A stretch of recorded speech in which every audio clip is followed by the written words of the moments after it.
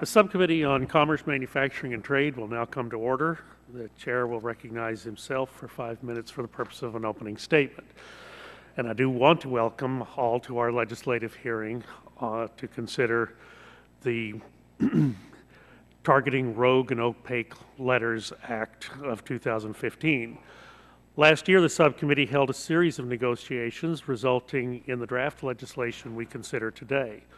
Although the draft bill passed this subcommittee with bipartisan support, there are some who believe the text could be amended narrowly to achieve better protections for those who receive demand letters. So today, we look forward to hearing from our panelists about how we can make some targeted changes to the draft text to achieve this goal.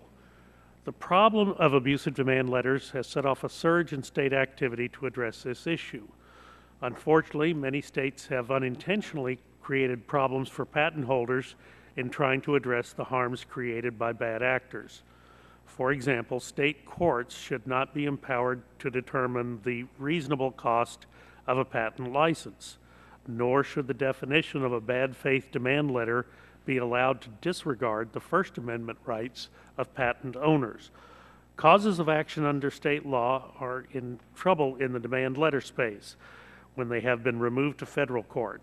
Federal Circuit doctrine generally controls patent matters. As we heard in our first demand letter hearing earlier this year, the Federal Circuit jurisprudence preempts all but a narrow set of cases in the demand letter context.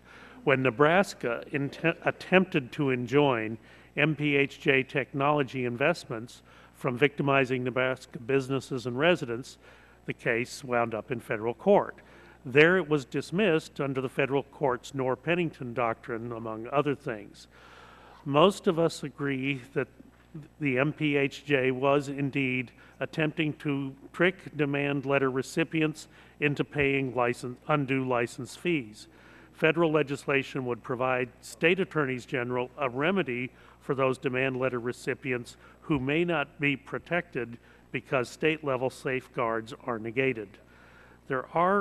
These are a couple of the compelling reasons for federal legislation and preempting the state laws that directly deal with demand letters.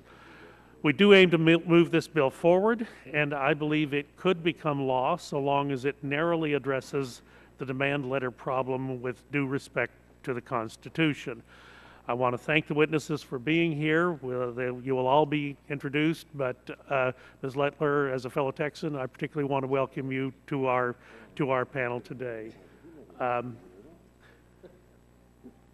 I would like to recognize the ranking member of the full committee, Mr. Pallone, for 5 minutes for an opening statement. Sir, you're recognized. Thank you, Mr. Chairman.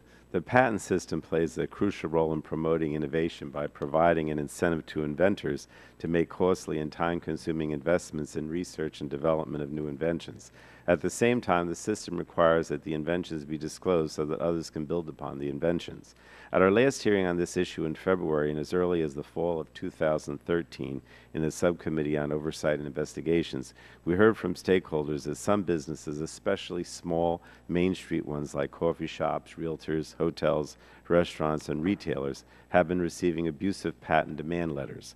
Efforts to combat abusive demand letters have already begun, and some state attorney generals have taken legal action to protect their citizens from unfair and deceptive demand letters. In addition, 20 states have already enacted legislation to tackle this abusive activity. Furthermore, the FTC brought an administrative complaint against MPHJ Technologies, a well-known patent troll. That case was recently settled through a consent order that prohibits MPHJ from making deceptive statements in its demand letters. The question before us is simple. Are those current efforts enough to combat the problem, or should Congress legislate in this area? Legislative solutions to address these vague, threatening, unsubstantiated, and often inaccurate letters have received bipartisan support, so I have hope that we can find a solution that all members are able to support. Last Congress, this committee held 3 hearings and the subcommittee marked up a bill, and while I support efforts to find tailored relief for our constituents receiving these abusive letters, we should not undermine the great work already occurring. For example, I will support efforts to ensure that states and the FTC continue to be able to enforce against fraudulent actors and are able to collect civil penalties from wrongdoers. The states and the FTC are experts in consumer protection. These are not complicated patent law cases, as some suggest, but instead garden variety fraud and deception cases. States may be particularly well suited to handle these issues because they best understand the circumstances of their residents. However, I cannot support the bill before us today. It includes problematic language that does not move us forward. Among other things, it created a knowledge standard, one not typically needed to prove fraud, and it preempts stronger state laws. As I said yesterday in the context of data security and breach notification, if we as a Congress choose to legislate, we need to make sure that we are furthering the interests of consumers. As I also mentioned yesterday, if Congress seeks to preempt specific state laws, especially on issues on which the states have been leaders fighting unfair and deceptive acts, such as false and misleading demand letters, the federal effort should be at least as strong as those state laws. The goal of this legislation might be well-intentioned, but the drafting is flawed. I'm happy that this issue is going through regular order anew this Congress, and I urge my Republican colleagues to work with us in a bipartisan fashion to get the language right. And thank you, Mr. Chairman. I yield back. Chair, thanks, the gentleman. The gentleman yields back. Let me just ask on the Republican side, is there any member who seeks time for an opening statement?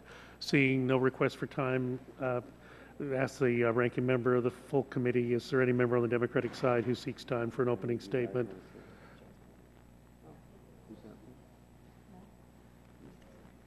Very well. Seeing none, that concludes time for the opening statements.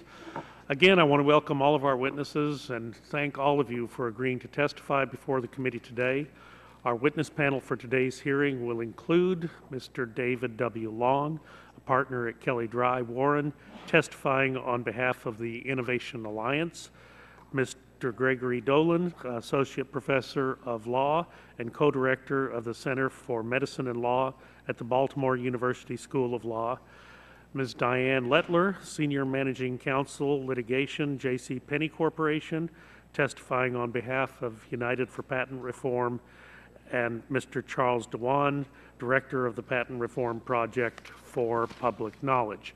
Our first witness today will be Mr. David Long. Sir, you're recognized for 5 minutes for summarization of your testimony, and thank you for being here. You're recognized. I'm David Long, a patent attorney at the Kelly Dry Warren Law Firm. I'm here today on behalf of Innovation Alliance to discuss patent demand letters. Innovation Alliance is a coalition of research and development focused companies that believe in a strong patent system in which innovative businesses can thrive. Innovation Alliance supports the draft legislation we are discussing today and encourages its introduction as a balanced approach to address the vast majority of abusive patent behavior that has garnered so much attention. Now, the resultant negative views of patent law from such negative attention is unfortunate and unwarranted. I love innovation. I'm very proud of our U.S. patent system that has fueled it. Before entering the legal profession, I earned a master's degree in electrical engineering and worked about 5 years in industry. In fact, I was a rocket scientist. I've practiced U.S. patent law for about 20 years now. I started as a law clerk at the U.S. Court of Appeals for the Federal Circuit in 1995, and have since focused on patent counseling and representation before courts and the U.S. Patent and Trademark Office. I'm very active in national and international patent law organizations, and I've seen firsthand that the U.S. patent system is the greatest known system for innovation. Now consider the telecommunications industry in which my practice is focused. Not too long ago, a so-called mobile phone was actually a suitcase-sized device lugged around by the privileged elite. Today, everyday people everywhere carry mobile phones in their pockets, and they do many remarkable things with them. And patents fuel that innovation every step of the way. So the patent system certainly is not broken, as some have suggested, but like all thriving systems, it must be tweaked from time to time, and that's why we're here today. So a fundamental goal of the U.S. patent system is to encourage patent owners to provide notice of their patent rights to potential infringers. That way they can determine whether to stop the alleged infringement, negotiate a license, design around the patent, or otherwise take some appropriate action. By and large, the bulk of business-to-business patent notice letters, or what the draft legislation calls patent demand letters, are legitimate efforts to give notice and to start a dialogue that allows the parties to negotiate and reach a reasonable business solution. What brings us here today is concern about deceptive demand letters. These generally arise from a few opportunistic bad actors with certain business models, what some call patent assertion entities, who mass mail demand letters to small businesses that are not familiar with patents or the underlying technology, and therefore they may be vulnerable to deceptive demand letters. Businesses typically turn to in-house or outside counsel to address the specific legal issues that arise as a normal part of their business. For example, they turn to employment lawyers who address human resources issues. They turn to transactional lawyers who address commercial contract issues. Technology-oriented businesses routinely turn to patent counsel to address patent demand letters that arise as a normal part of their business. But certain small businesses outside the technology sector may not have such patent counsel or experience, and therefore they may be vulnerable to deceptive demand letters. So the draft legislation we're discussing today is a properly balanced and measured response to this patent demand letter concern. First, the draft legislation properly is directed to entities that have a pattern and practice of sending deceptive demand letters, what some have called a smash and grab practice, where at the nominal cost of a stack of form letters, envelopes, and postage stamps, a deceptive demand letter are mass mailed in hopes of getting a large return in the aggregate from many small nuisance settlements paid by vulnerable targets. That smash and grab model simply does not work if sending one or just a few demand letters. So a pattern and practice of deceptive demand letters is where the problem lies. Second, the draft legislation properly focuses on bad faith demand letters. This avoids the act being used as a gotcha against otherwise good corporate citizens who demand letters technically may have fallen short of the act's requirement, but there is no harm and no harm intended. Moreover, the Constitution requires a showing of bad faith when it comes to government action against patent demand letters. This protects the patent owner's First Amendment right to petition the government for redress of grievances. And there is universal agreement among the courts that this First Amendment protection includes patent demand letters.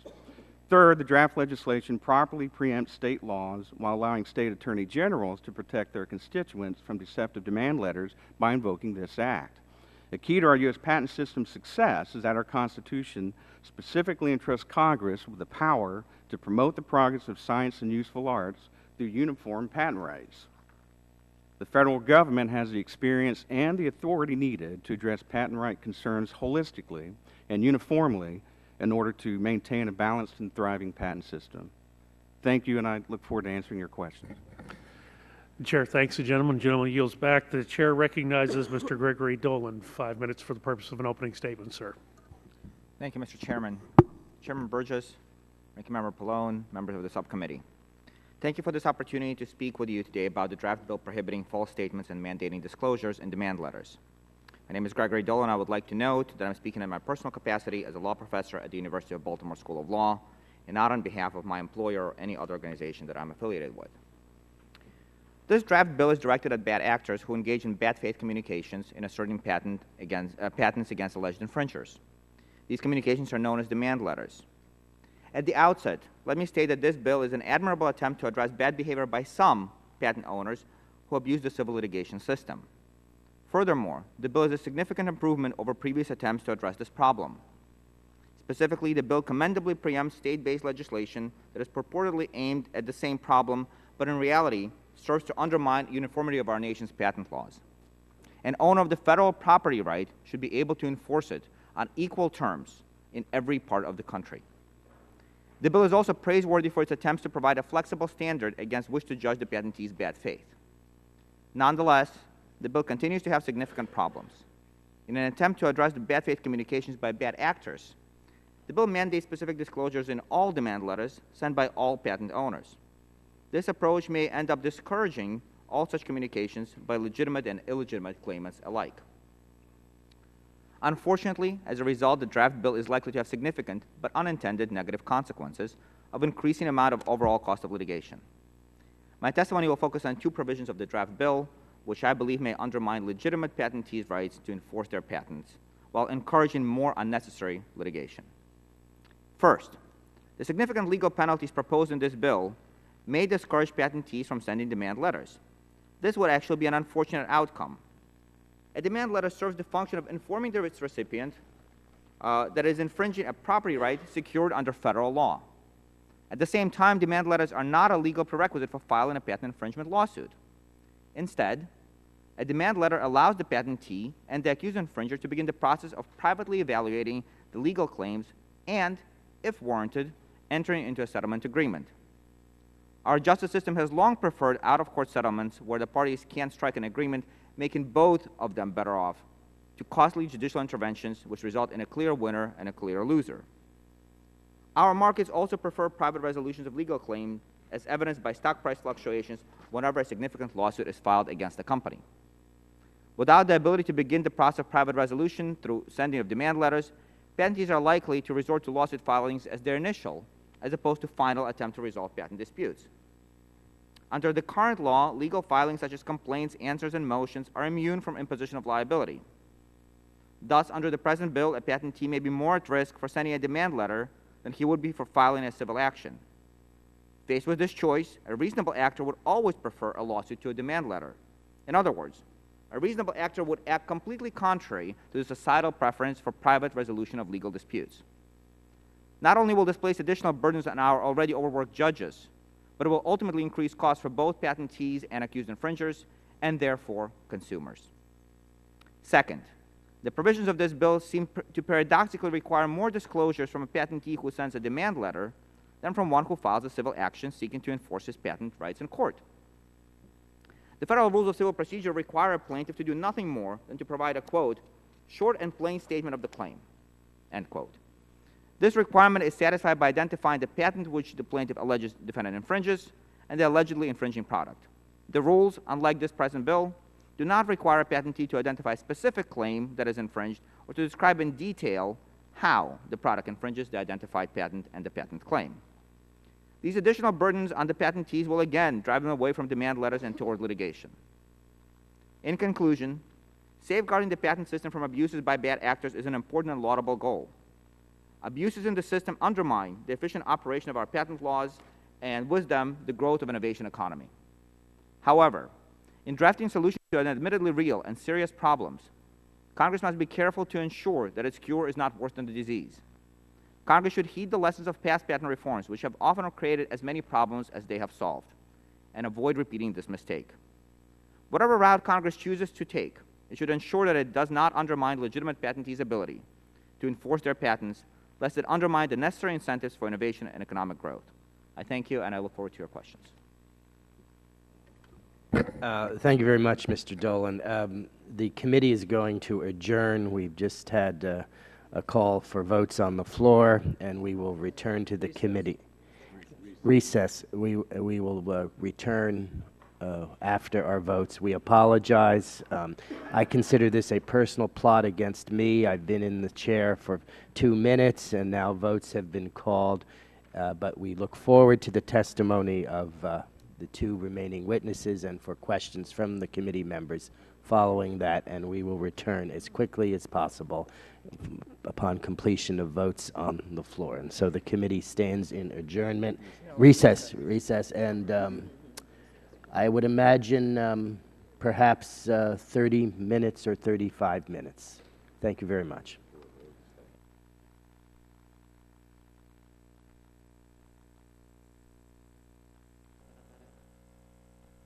Subcommittee will come back to order. I believe when we adjourned, we were to receive the testimony of Ms. Lettler. You're recognized 5 minutes for a summarization of your testimony, please.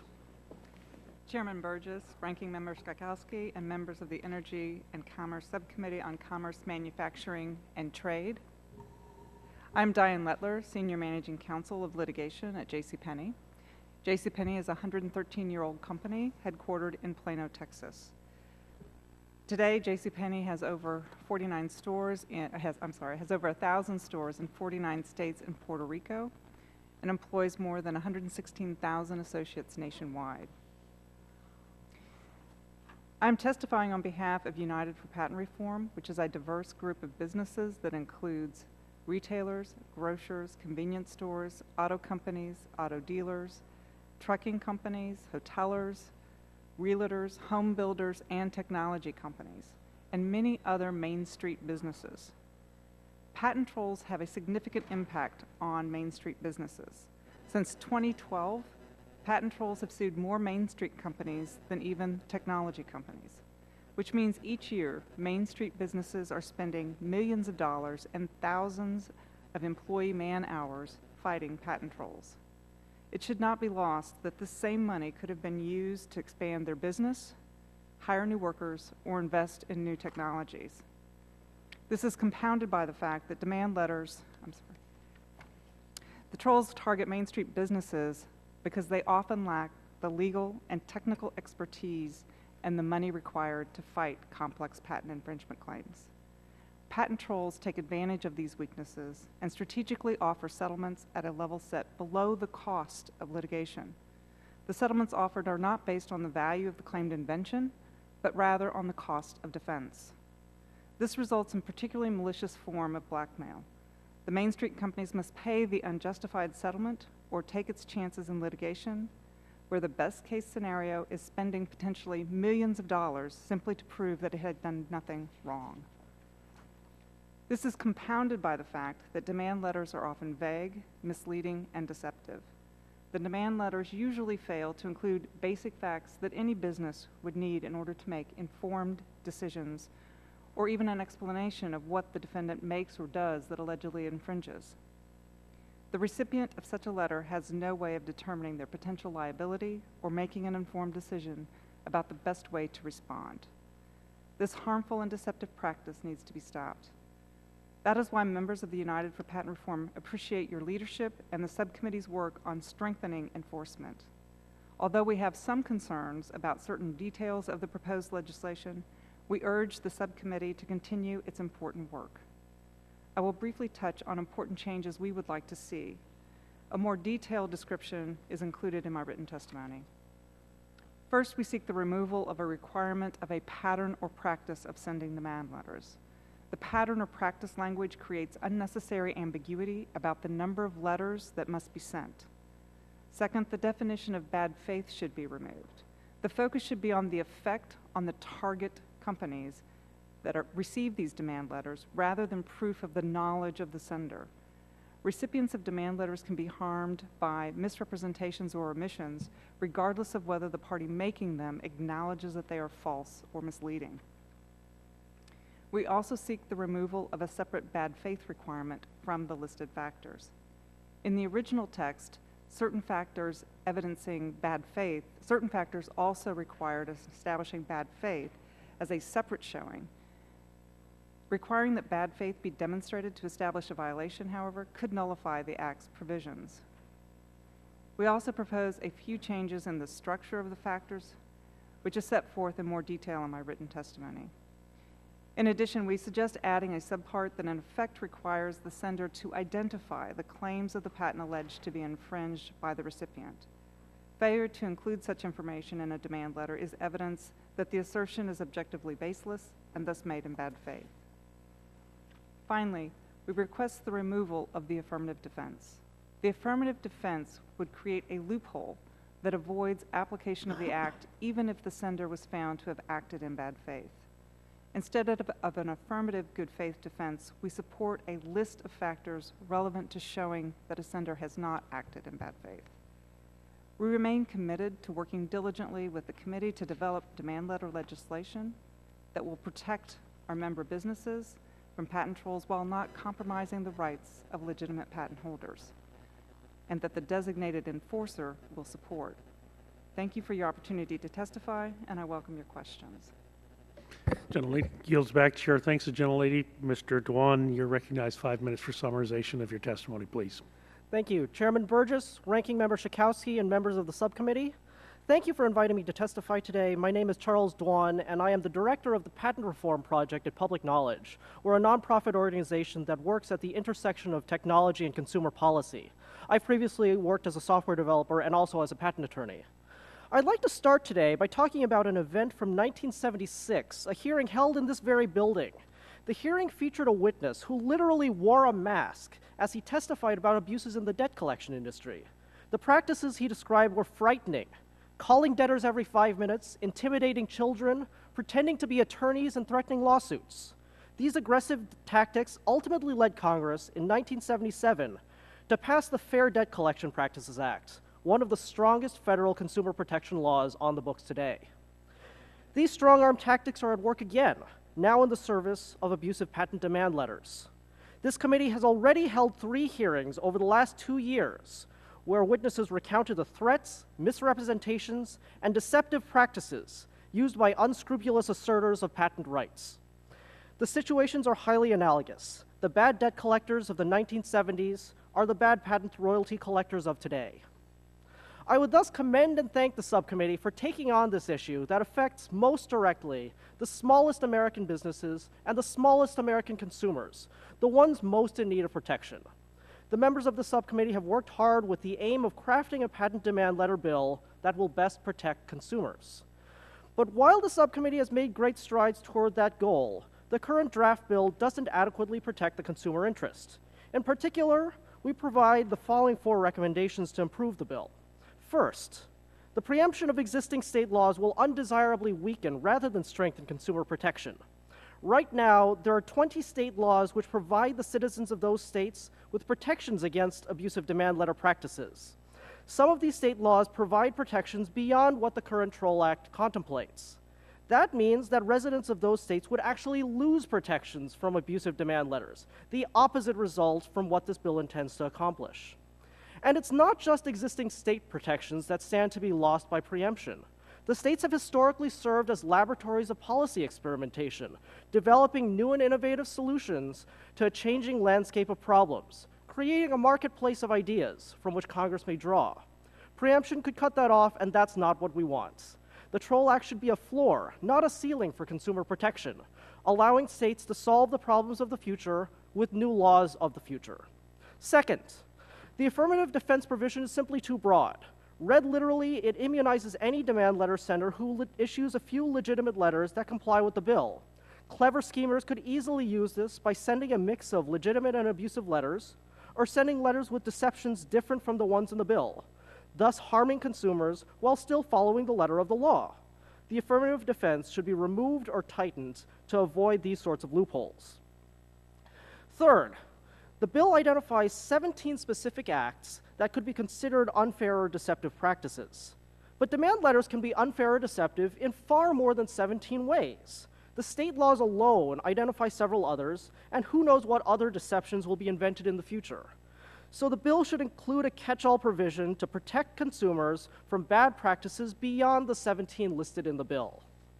Fourth, the bill only prohibits a, quote, pattern or practice of sending improper demand letters in, quote, bad faith. These 2 extra requirements only make it harder for enforcement officials to protect consumers. The requirements are meant to protect legitimate patent asserters who make innocent mistakes. But that would be better done with something like the bona fide mistake provision in the FDCPA, not by these 2 requirements. We asked the subcommittee to incorporate these suggestions into the draft bill, and we continue to support the subcommittee's efforts here. Certainly, the TROL Act is no substitute for broader patent reform such as H.R. 9. No demand letter law can stop abusive litigation. Still, the demand letter piece of the patent reform puzzle is critical, as it affects the smallest businesses and the weakest consumers, ones that this subcommittee should be proud to protect. Thank you again for inviting me to testify. I look forward to your questions. Gentleman yields back. Chair thanks the gentleman. I think that concludes all of our witness statements, and we'll move into the Q&A part of the hearing, and I'll recognize myself for 5 minutes for questions. And I want to ask a question of the entire panel, and I would like for each of you to answer. It seems like over the past year, we've heard a lot of different stories about various patent assertion entities that have targeted a wide variety of industries. Would each of you describe the trajectory of this problem? And then in particular, I'm interested in your opinion, is the problem getting worse or getting better? Mr. Long, let's start with you. Thank you, Chairman Burgess. I think the trajectory is actually going down. When you look at some of the biggest concerns was this MPHJ, or what some people called the patent scanner troll. And the FTC stepped in that case, and they entered a consent order. I believe that was finalized just a few months ago. You look at the Innovadio case. It has been a poster child for patent abuse, so to speak. It concerned someone sending letters to mom and pop coffee shops, to hotels about their Wi-Fi. And we see that case was handled very appropriately by Judge Holderman in the Northern District of Illinois, and has reached, I think, about settlement on all those issues. So I think as the public becomes more informed with what's going on, given all the resources we have on the internet, and even at the patent office to investigate someone you receive a letter from, I think things are going much better. Thank you, Mr. Dolan. Your comments on the trajectory of the problem, better or worse? Thank you, Mr. Chairman. I would like to answer your question by pointing out that one person's patent troll is another person's innovator. Certainly, I'm not here to dispute that there are bad actors in the system, just like there are bad actors in any system, just like there are bad actors in medical malpractice litigation or any other civil litigation. So I certainly agree that there are actors who deform the system, and those should be dealt with. But non-practicing entities and patent assertion entities include our universities, who develop cutting-edge technologies. They include companies that allow people to invest money in innovation and essentially provide funds to small inventors. So on one hand, certainly there are these mom-and-pop shops that are faced with bad faith demand letters, and those should be protected. But let's not forget that on the other side, there are equally small mom-and-pop shop innovators who come up with new research technology that ultimately is used to develop new cell phones, new medications, new machinery that actually makes our lives so much better. So I think the problem is there. But the problem is, I don't think is as bad as been portrayed, and I think that problem, just like many problems that coin has two sides. Thank you, Ms. Littler. Thank you, Chairman. We see a continued and steady stream of demand letters being received by the members of United for Patent Reform. I can speak from personal experience. The JCPenney, for example, we've received 3 in just the last 45 days, one of which was not even more than 200 words in length. So it is a continual problem that our membership is facing, and I think it's important to note that the United for Patent Reform includes in its members companies like Oracle, like Dell, Samsung, huge owners of patent rights who are very interested in preserving the right to innovate and the right to protect those innovations, and yet they support the changes we're suggesting to this legislation. And that is because they are also targeted by demand letters. They see their customers targeted by demand letters. It is really only an issue of scale in terms of how much is demanded in these letters. And while it is a huge problem for the smaller members of our constituency in United for Patent Reform, those small members are customers of our larger members, and also JCPenney is a consumer, for example, of small innovative businesses. When a small innovator receives a demand letter, I have to be concerned as counsel for a major company that's considering using or adopting their innovation. The very fact that they have already been targeted by one or more trolls interferes in our ability to adopt their innovation, because it's now no longer a small transaction for JCPenney. We may be looking at a $100,000 contract with a small innovative company to adopt their technology, but suddenly, by adopting that technology, JCPenney is added to the target list of the trolls, and now I'm looking at legal bills of $2 and $3 million to defend against the troll. Thank you. Mr. Dwan, do you have a observation, getting better or getting worse? Yeah, I think I'll make just a couple of quick points. The first point is, I think that we've seen some data that shows that patent litigation continues to rise. There was a brief downtick, but that has not proved to be a long-term thing. The second thing I would point out is we should be worried about the future, right? A lot of the patents that we're talking about are related to like old software technologies on very broad concepts. But my organization works on a lot of future technologies. We're doing this great event on 3D printing in the next few weeks, which I would encourage you all to attend. But one of the things that I worry about whenever I see some of these new technologies is, are we just opening up a door to the next wave of patent trolls? Are we just opening up the door to a whole range of patents on 3D printing that will ultimately stifle a growing industry? And so, I think that the work that this subcommittee is doing in trying to deal with this problem initially will not only fix a problem that is current, but will also fix problems that will come down the road as new technologies arise, and I think that's an important thing to remember. Chair, thanks, gentlemen. All members of the panel, Mr. Kowski, 5 minutes for your questions, please. Thank you. Let me just say a few things, and then Mr. Dewan, I have some questions for you. Section 2B of the draft bill contains an affirmative defense that statements, representations, or omissions are not made in bad faith if the sender can prove that they were mistakes made in good faith. The draft bill text states that good faith may be demonstrated by, quote, evidence that the sender, in the usual course of business, sends written communications that do not violate the provision of this act, the provisions. But it also says that good faith may be demonstrated by, quote, other evidence. So, Mr. Dwan, just to be clear, could this affirmative defense provision permit a bad actor to avoid liability simply because he did not have a history of sending deceptive letters, even though those other letters in consideration were not patent assertion letters? Yeah, I think that, you know, you're hitting the nail exactly on the head. The problem with the affirmative defense provision is that it provides just so many opportunities for finding loopholes to allow for somebody to send out abusive demand letters that just happen to comply with the particular provisions, or that manage to convince a court that they comply with a specific provision of the law, even though they actually are abusing consumers. The two examples that I provided in my testimony were, first of all, you know, somebody could send out a number of legitimate letters, possibly to just their friends, and then send out abusive letters that and thereby be able to show that they had a pattern or practice of sending out reasonable letters. Similarly, you know. So these letters don't have to have anything to do with patents. It doesn't. The friendly letters. Yeah, I mean, it doesn't seem like the provision would require that. And similarly, the provision only requires that, in order to take advantage of the provision, one only has to send letters that comply with the specific requirements of the law. And the specific requirements of the law are those 17 requirements that I laid out. It says nothing about whether or not those letters are abusive or misleading or deceptive in any other way. And, you know, the state laws that I've looked through extensively give numerous other examples of ways in which demand letters could be misleading or deceptive. You know, they could demand an amount that is far beyond the reasonable licensing arrangement for the patent. North Carolina has a very interesting provision relating to threatening an injunction against someone when you have no right to obtain an injunction.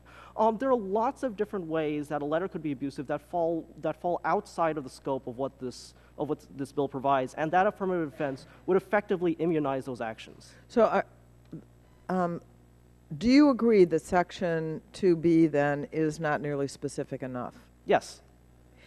In your written testimony, you suggest borrowing language from the Fair Debt Collection Practices Act, which you used as a first example, which allows debt collectors to avoid liability if they can prove the violation was a bona fide mistake.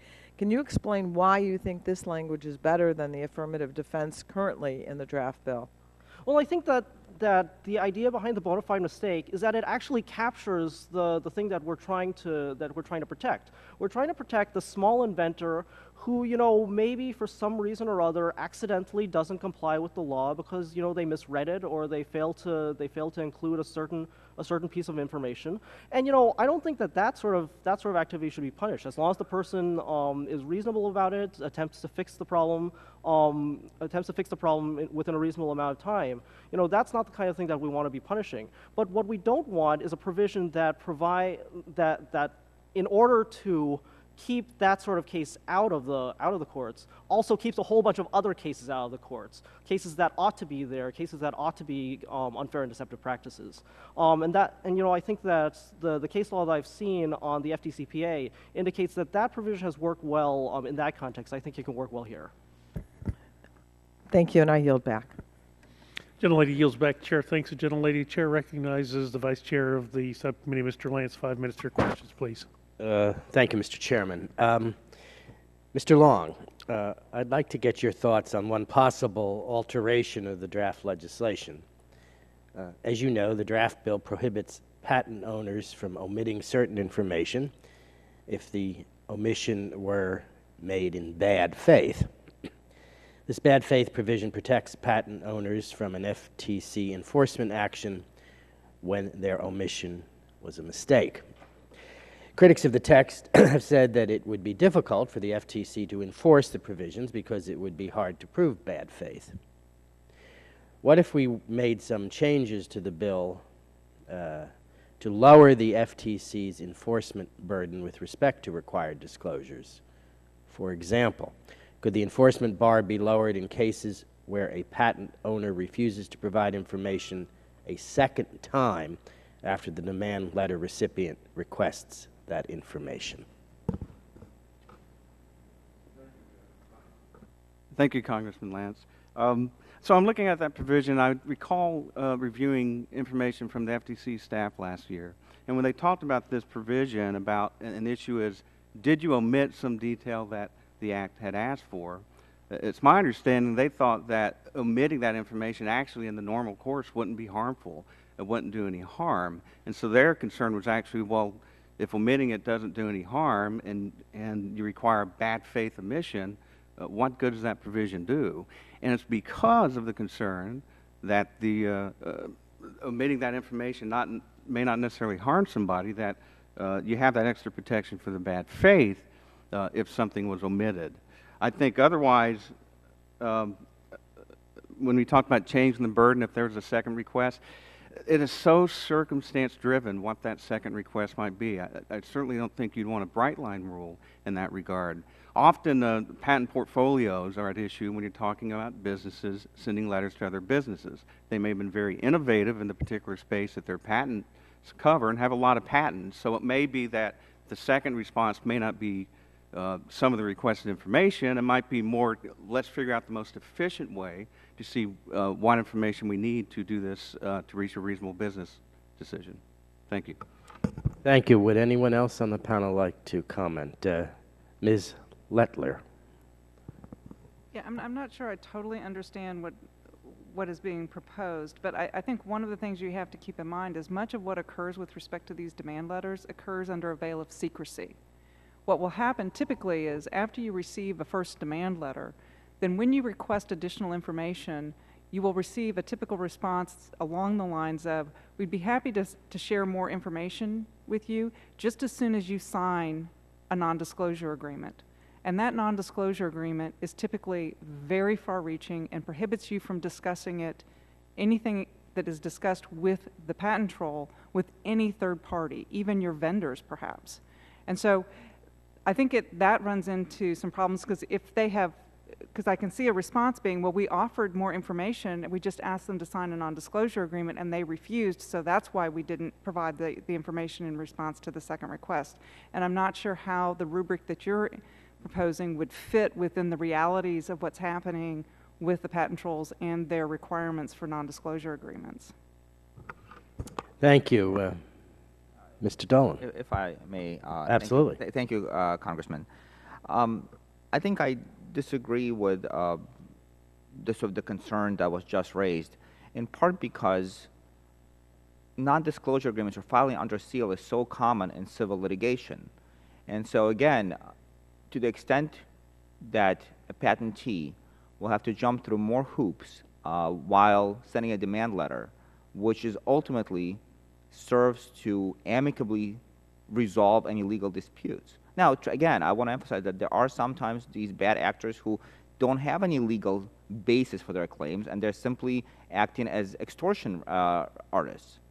But plenty of times, these patentees have valid patents, and they seek to resolve their legal disputes without resorting to courts and require them to provide more information under broader requirements than they would have to comply with in civil litigation. Seems to me to be somewhat counterproductive. It seems to me to push those patentees towards the route of litigation, which is ultimately a defeat for consumers, defeat for patentees, and defeat at the end of the day for people who have to defend against these patents, because, as was mentioned, that will cost a couple of $1 million as opposed to settling it amicably. Thank you, Mr. Dwan.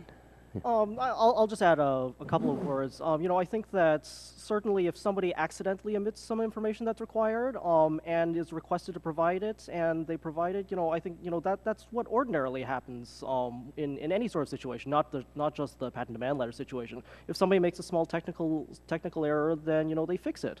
I think the more important point, though, is that these aren't terribly hard requirements to comply with. They're fairly simple pieces of information that are being requested. They're information that that ought to be in the hands of the asserter of the patent if they are to make a legitimate assertion in the first place. So it should be a fairly simple thing to comply with, and if they happen to do it in 2 letters because of an unintentional omission, I think that's reasonable. Thank you very much, and Mr. Chairman, I yield back 19 seconds. Gentleman yields back. Chair thanks the gentleman.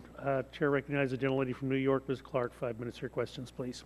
I thank you, Mr. Chairman, and I thank our ranking member. I thank our panelists for sharing the information with us today.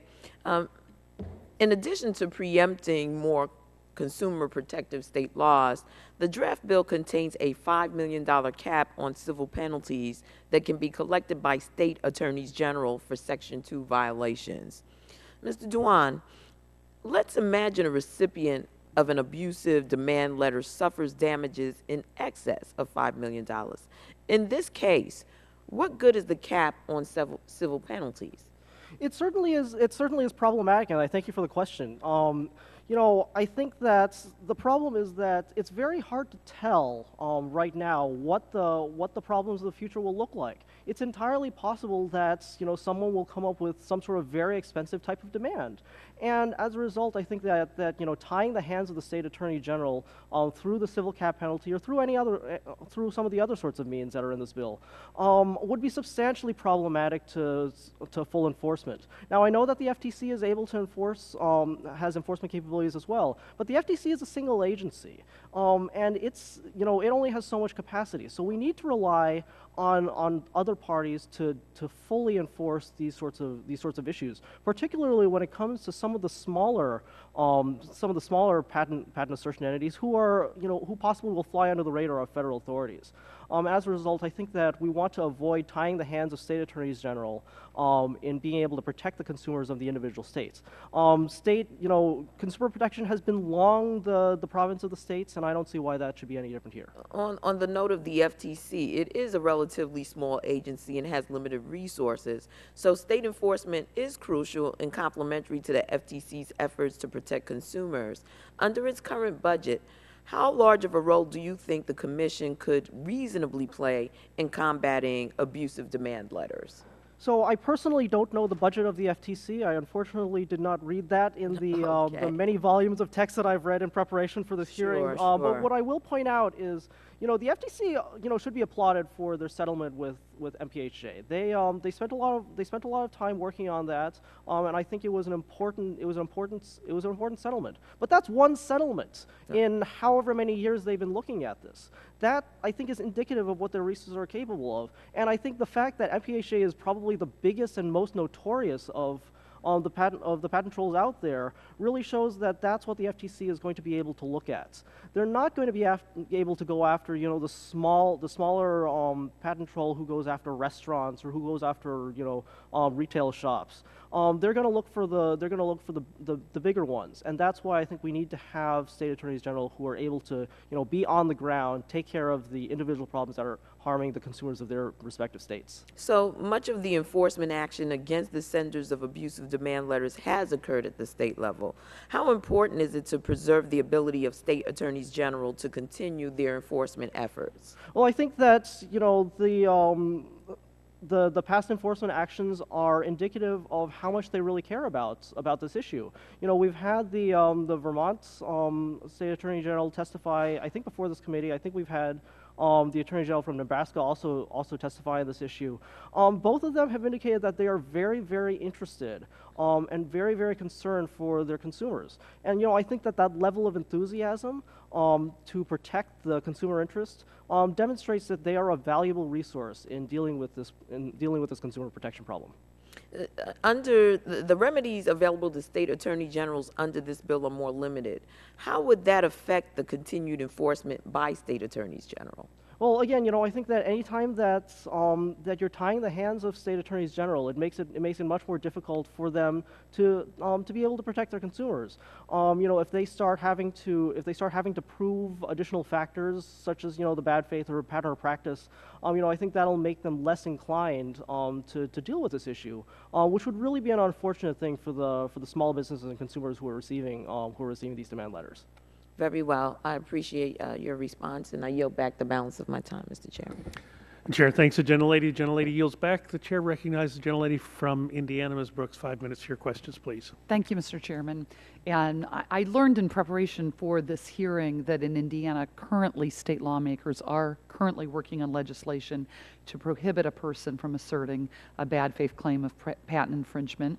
And while the legislation is still being perfected, I would sense that there is probably some disagreement in the panel regarding bad faith. And I apologize that I was not here at the beginning of the testimony and so forth, but would like to dig in a little bit with respect to bad faith and how I would like to hear again from each of you what your views are with respect to the use of bad faith in this legislation. Mr. Dewan, would you please share with us what your thoughts are as to whether or not it should be included at all? I heard from Ms. Letelier that she would not like it included, I believe, and it should be removed. And so I'd like bad faith, and then I'd also like to move to a question with respect to the term pattern and practice and what we should do with respect to that term. Mm-hmm. Thank you. That's an excellent question. I think our position is that we think that the bad faith element is not required and basically only adds to the burden of enforcement officials who will have to somehow prove the mental state of the person who is sending a letter in order to prove their case. That is not required, I think is demonstrated by the Fair Debt Collection Practices Act. There have been a number of challenges under Pennington saying that, the requirements that debt collectors only call between certain hours and include certain disclosures in their debt collection notices. There have been challenges to that saying that these are unconstitutional impingements upon the right to petition. The Sixth Circuit has in no uncertain terms said that that is not the case. The cases that are relied on in the patent context to suggest that that's not the case are fairly unreliable. I think that they've been overruled to a certain extent by the Supreme Court. So I don't think that those arguments hold up anymore.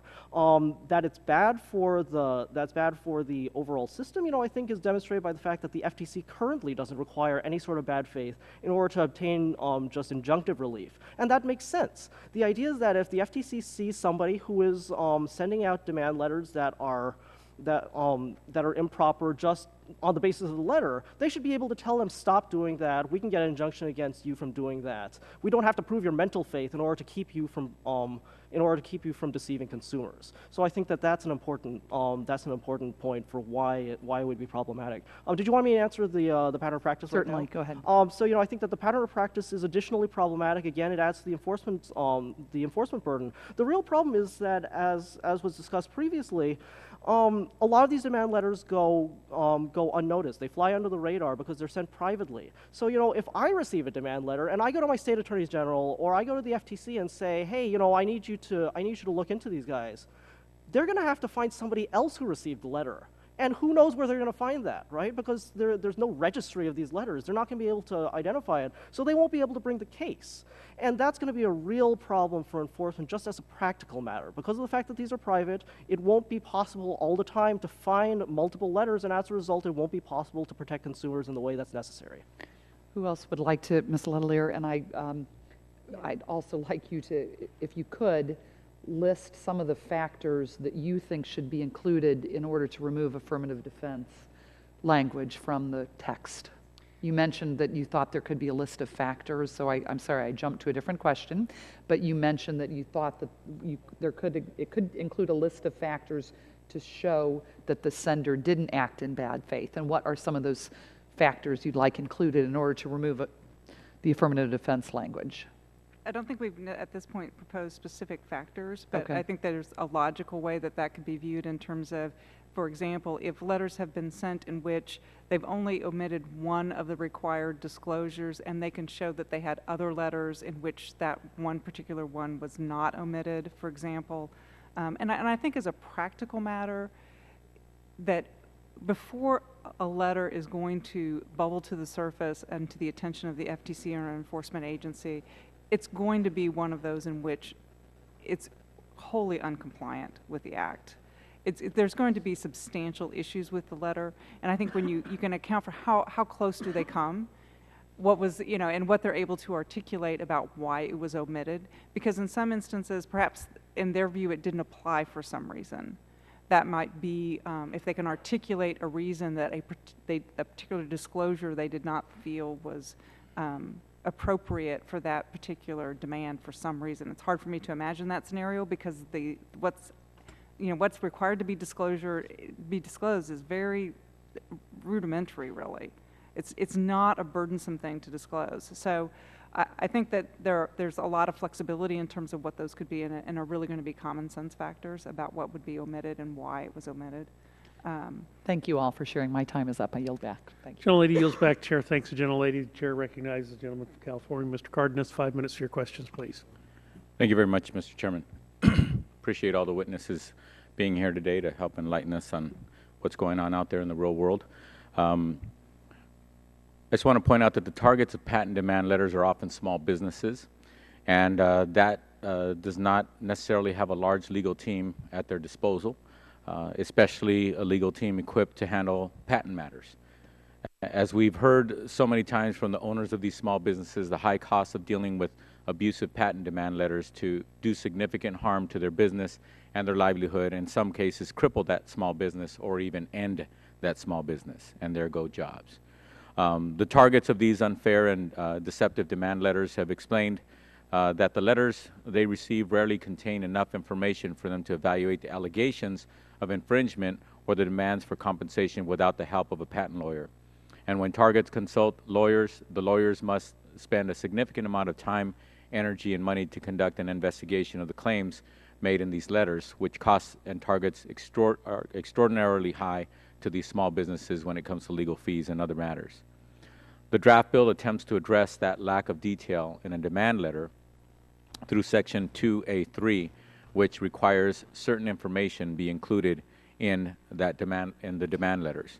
Mr. Dwan, do you think the 5 elements required in this section would create enough transparency and allow the average recipient of these misleading letters to avoid costly patent lawyer fees?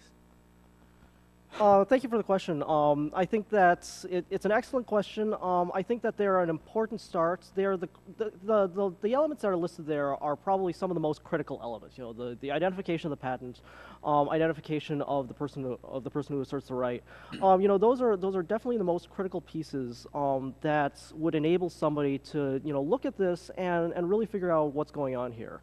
I think that the requirements for explaining the basis of the infringement allegations could be strengthened. Right now, some of those are in there, but they do not include a requirement, for example, for identifying particular claims. They don't require, they sometimes allow for exceptions in situations where, they allow for certain exceptions in which somebody might be able to avoid having to disclose that sort of information. Excuse me, I have a bit of a cold. Anytime that you send out a demand letter, at least if you're sending it legitimately, I did this when I was practicing as a patent attorney. You do the investigation. You know what the basis is for the infringement. You have investigated the products. You have investigated the patent. You understand what's going on. You wouldn't send out the letter as a matter of legal ethics if that weren't the case. And that's what legitimate people do. All that's being asked here is to put that into the record so that the person has a fair shot at understanding what's going on. That's what's being asked here. Thank you. The first requirement of this section is that the sender of a patent demand letter include the identity of the person asserting a right to license the patent to or enforce the patent against the recipient. That language may only require disclosure of the identity of the person sending the letters and not, for example, the identity of the parent company. Mr. Dwan, do you think that this section needs further clarification so that recipients and state attorneys generals and the FTC know exactly who's behind the patent demand letter? Certainly. I think that identification of the real party in interest can be very important in a lot of situations.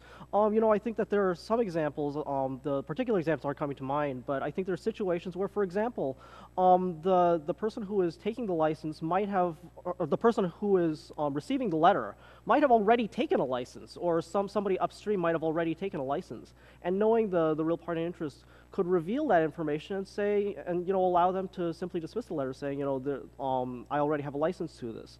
In other cases, for example, with MPHA, the sender of the letters uses a bunch of shell companies, which makes it hard at the beginning to figure out that all of these demand letters are coming from the same place. So disclosure of the real party interest could allow for that to happen, which would allow for the State Attorney General to identify a pattern or practice if that element is left in. So I think that element is fairly critical in a lot of situations to proper enforcement. Okay, thank you. Ms. Letelier, I'm sorry if I butchered your name. JCPenney is not a small company. Thank you so much for coming forward and testifying today. But what elements do you think that JCPenney's, for example, sees in that section that could be improved? Well, we would like to see that a specific identification of the claim in the patent that they are asserting is being infringed. We think that's very fundamental to understanding what is being asserted against you, and is fundamental to any business being able to make an informed decision about how to respond to the letter. And to your point in terms of, the need for legal counsel, and while I'm here and I work for JCPenney, I'm representing the United for Patent Reform that has many members that are very small and do not have on-staff patent attorneys at their disposal to advise them. One of the things that is very important in terms of disclosure of the real party and the interest and the claims that are specifically being infringed is it does help a small business owner identify what company they may have acquired product from that is in fact the source of the accused infringement. And many times it is very difficult to sift through and understand what is even being accused. And if you don't understand what is being accused, a business owner has no chance of properly identifying and then communicating with the vendor that may have sold them the product. And we have experienced firsthand an incident where we received a demand on a product that we acquired from Adobe, and once we figured it out after an extensive amount of work, Adobe had already taken a license to those patents and had sought to protect their customers as part of that license. So that is getting to who is taking the action, who owns the rights, and what exactly you're being accused of is key for a small business to ever get to who is behind and who they should be looking to for assistance. Thank you. Thank you, Mr. Chairman. Yield back. Gentleman's time has expired. Chair recognizes the gentleman from Kentucky. 5 minutes for your questions, please. Thank you, Mr. Chairman. Sorry for bouncing in and out. We have a competing hearing going on right now in another subcommittee. So, Mr. Long, does the legislation preserve the FTC's Section 5 authority? And could the FTC continue to bring actions against patent trolls for deceptive demand letters under its Section 5 authority if the bill were enacted? It absolutely does. It has a provision that says nothing within this act is meant to keep the FTC from doing what it otherwise could do. So that certainly is a catch-all that could catch some of these concerns people have that may not be delineated in the proposed act. Could the state, also for you, Mr. Long, could the state attorneys general continue to bring cases under their many FTC acts under the bill? That's such a good question. I'll have to say it's not clear to me. I haven't looked at that issue, and so I'd have to look more to see what the state attorney general is asked to do. But I do know that an important part of this act and an important part of the compromise, given all the work that's been done to get us here, is that it does indeed allow the state attorney generals to use this act as a vehicle to address the concerns of their constituents when they face these issues. Could you submit an answer to that, and when you have the opportunity to review it to the level? I know you said you want an opportunity to review to the level you want to feel comfortable, so would you submit a written answer? Yes. We'll make sure you get the question again. And also, Mr. Long, the bad faith standard. The bill also includes a bad faith requirement. Why is bad faith necessary, and why is bad faith required by the First Amendment at all? Very good questions. There's two reasons. There's a practical reason why you want to have bad faith in what's going on here. There's a lot of and by and large, the bulk of patent demand letters are all legitimate demand letters. You want to have bad faith because you don't want this to be a vehicle for a gotcha. A patent owner may have inadvertently, whatever reason, sent something that fell short of the act, but there is no harm, and there is no intent to get harmed. So we want to have that bad faith. So I think that's a good practical issue to have. But more importantly, and directly to your constitutional question, constitutional law question. It is indeed a constitutional First Amendment right. The right to petition the government for redress, and that includes, for example, cases, the right to go to the court and not be punished because you exercise the right to do what you should be allowed to do. Courts have universally applied that case law to patent demand letters. And so the exception where the First Amendment right won't protect you is for what's called a sham litigation, where the reason you brought the case was not because you wanted the outcome of what the case would be, what the royalty would be that the jury would give you, but because of what would happen because you brought the process to begin with. For example, in the terms of patent assertion entities, the concern is you brought the case not because you want the royalty that the court would give you, but because you want that expense of that process to force whoever your target is to give you money that may not be warranted by your patent. And that requirement, that sham litigation aspect, can apply if what's been done has been done in bad faith. So it's an important first right protection, First Amendment protection. Thank you. And I have one more for you, Mr. Long. What information is disclosed in professionally written demand letters, and is that information indifferent, or excuse me, is that information different from what, is that information, get my stuff right, what information is disclosed in professionally written demand letters, and is that information different from what is required in the TROL Act? And is the information requirement burdensome so as to cause an infringed party to file a suit to avoid writing a demand letter? A very good question. When I look at, and we're talking particularly about the things that are required to be disclosed, those are typical things you'll find in a typical legitimate demand letter. You're identifying who has the right to the patent. You're identifying what the patent is. You're identifying perhaps a claim that you think that person may be practicing. You identify what particular product they may be using. And you describe in the level of detail that's needed in that first instance why you think they infringe. Those are typical things. They're not too onerous. The problem comes particularly in what you would require someone to reasonably disclose, because there's all kinds of circumstances. For example, if you have a large portfolio of patents, you're not going to disclose every claim and every part of those patents that you think are infringed. It may not be worth that. Often the parties will agree, let's select a representative set of your patents to talk about. And another issue is that often you may not know why they infringe. All the information you could find seems to indicate they may be using your invention, but the heart of their product that you think may use your invention could be in a microchip that you don't have access to, or source code and you don't know how it's written. And so that provision there varies as far as showing, explaining why there's infringement, varies significantly from circumstance to circumstance. Thank you, Mr. Long. My time has expired. Now yield back. Gentleman's time has expired. Gentleman yields back. The chair thanks the gentleman. Mr. Chairman, can I just submit for the record my opening statement and 4 letters from state attorneys general? Without objection, so ordered. No further members wishing to ask questions. I would like to thank the witnesses and the members for their preparation and their participation in today's hearing. Before we conclude, I would like to include the following document to be submitted for the record by unanimous consent: a letter from the National Association of Convenience Stores, a statement for the record on behalf of the American Hotel and Lodging Association, a joint letter on behalf of the American Bankers Association, the Clearinghouse Payments Company, the Credit Union National Association, Financial Services Roundtable, Independent Community Bankers of America, and the National Association of Federal Credit Unions. Pursuant to committee rules, I remind members they have 10 business days to submit additional questions for the record, and I ask the witnesses to submit their responses within 10 business days upon receipt of the questions. Without objection, the subcommittee is adjourned.